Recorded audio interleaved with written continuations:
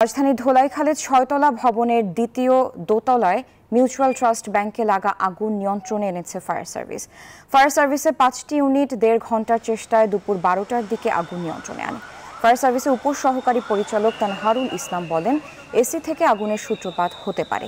তবে স্থানীয়দের দাবি, ভবনের পাশে থাকা বৈদ্যুতিক ট্রান্সফরমার বিস্ফোরণ হয়ে আগুন লাগে। ভবনটি ৩য় তলা থেকে আবাসিক হিসেবে ব্যবহার করা হয়। আগুনে হতাহতের কোনো ঘটনা ঘটেনি। তবে ব্যাংকে টাকার ভল্ট থাকায় ওই ভবনে পুলিশ মোতায়েন করা হয়েছে। কাউকে ভিতরে প্রবেশ করতে দেয়া হচ্ছে না। ভয়াবহ পরিস্থিতি হতো, যে টাইমটা আসলে ওটা একদম ব্যাংকিং টাইম, যে সময়টা সূত্রপাত হয়েছে, এটা যদি ওয়ার্কিং ডেতে হতো তাহলে অনেক ভয়াবহ একটা ব্যাপার হতে পারে। দেখলাম কি এখানে টেনা সুইটার বাস্ট মারছে, বাস্ট মারার সাথে সাথে আগুন ভিতরে কোনো এসিতে আগুন ধরে গেছে। ঠিক আছে, তারপরে মানুষজন সব বাই করলাম আর কি টাইম না এরপরে দেখি পুরো ধুমায় আন্ধার হয়ে যেতে আছে।